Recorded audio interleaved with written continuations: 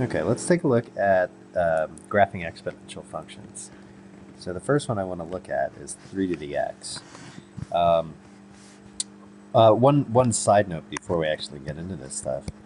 If it's y equals b to the x, we have a rule, uh, namely for convenience, I'd say, that says let's restrict our base to be positive numbers only. Part of the reason for that, and you'll find this out later on in the unit, is what if b was negative? Well, if I have to graph negative 8 to the 2/6, right, this is actually an ambiguous term. This could take on one of 2 or 3 different values. So that's why, part of the reason why this is no good. Also, you end up with these weird graphs for points that you can graph. They kind of do like a, I don't even know how to describe it. It's sort of like you get an exponential going in both directions. So it's kind of like you get something that looks like this and that at the same time. It's still a function because, you know, it'll pass the vertical line test. You get a point here, but not a point down here. And then you get a point here, but not a point up there. But I'm not going to test you on this. You don't have to worry about it. But that's sort of one of the pitfalls that you get if you use negative bases. Okay, so let's look at 3 to the x. One of the things we can do is plot a few different points. If x was negative 2, 3 to the negative 2, remember, is like 1 over 3 squared. So you get 1/9 out of that. If x is negative 1, you get 1/3. If x is 0, you get 1. If x is 1, you get 3. And if x is 2, you get 9. So that's a lot to plot. And if I do that, I'm just going to plot these points here. So let's go 1 out, negative 1 out, and 1, 2, 3. So when x is 1, y is 3. When x is 0, y is 1. When x is negative 1, y is a third. And you can kind of tell this thing looks sort of like this. So this is f of x equals 3 to the x. We can do some analysis with this stuff. Whoops. So one of the things we could say is right here, notice that there's a horizontal asymptote of y equals 0 on the left side of the graph. When we do transformations, we need a couple of points. So one of them that's super convenient is 0, 1. And I'd say that the other easiest one is probably 1, 3 here. And if it's b to the x, it's always going to go through 0, 1, and 1 comma whatever your b is. We could also do limit statements. So let's do a limit statement right here. So this would say limit as x goes to negative infinity of f of x equals 0. And this one right here would be limit as x goes to infinity of f of x also equals infinity.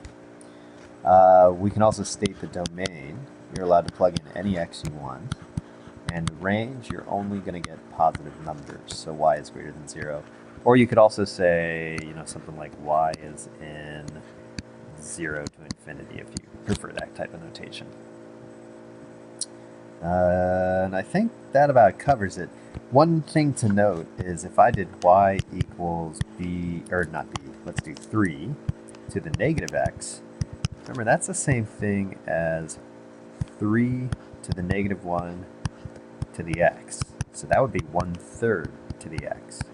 1/3 to the x is really going to look like that instead. It's exactly symmetric with 3 to the x, but reflected around that y-axis, x equals 0. So this one would be decreasing.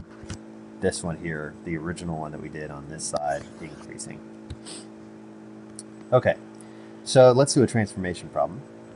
So the original is 3 to the x, so f of x equals 3 to the x, and then we apply all these transformations that are right here. So let me zoom in a little bit. Okay. For that first point here, 3 to the x, my general point would be a comma 3 to the a. And then if I have to shrink it vertically by a third, I'm going to go a and then 1/3 of 3 to the a. And then 4 units down, that'll move my y values down by 4. So 1/3 3 to the a minus 4. If I reflect across the x-axis, that moves my points vertically. So this is really a vertical reflection. So that's going to take my y values and change their sign.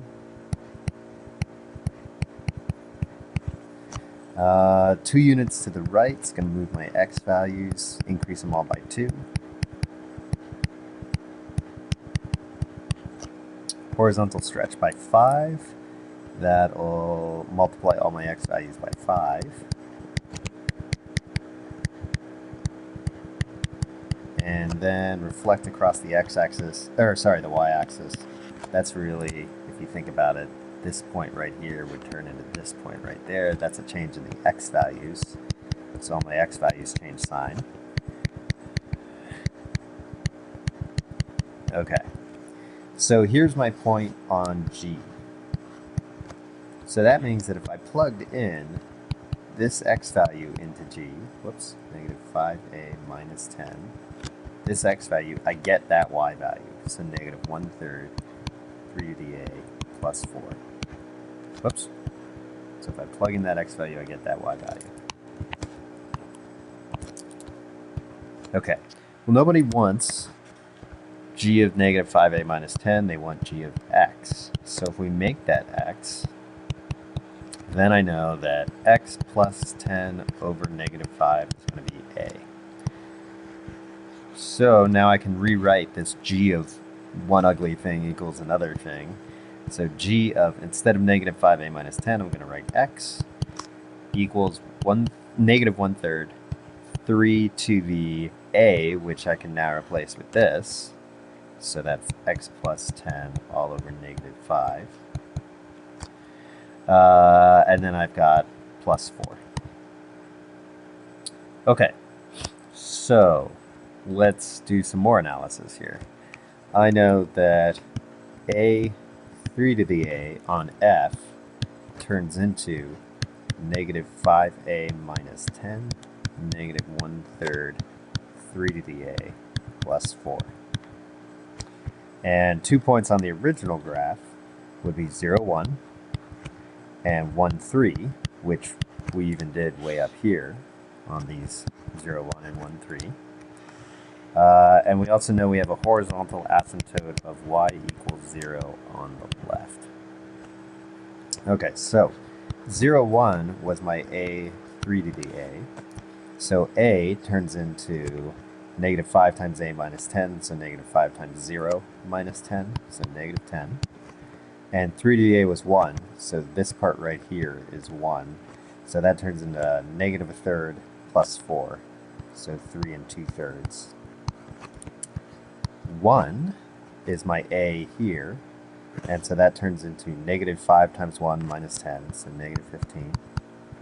And 3 is my 3 to the a here, and so now instead of 1, this is 3, so it turns into negative 1/3 times 3, which is 1, plus 4, which is, negative 1/3 times 3, which is negative 1 plus 4, so that's 3.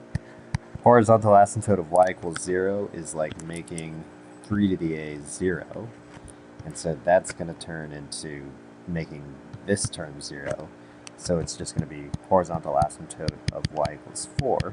And then the next question is, does it stay on the left or does that switch? And there's one thing in all of our transformations that tells us right here that it's got to switch. If it was on the left before and then you horizontally reflect, now it's on the right. Okay, with all this information, we can graph the thing. So here we go. Goes through negative 10, 3 2/3. So let's go by 5s here. Negative 5, negative 10, negative 15. So negative 10 and 3 2/3. 1, 2, 3, 4. So that'd be about here. Maybe even a little lower. Here. And then negative 15, 3 would be about here. And I know I have a horizontal asymptote of y equals 4 on the right side. So you might be able to tell that this thing looks like this. So this is the graph of g to the x. Oh, let me put a scale here, just so we have it. Okay, so I hope that helps some.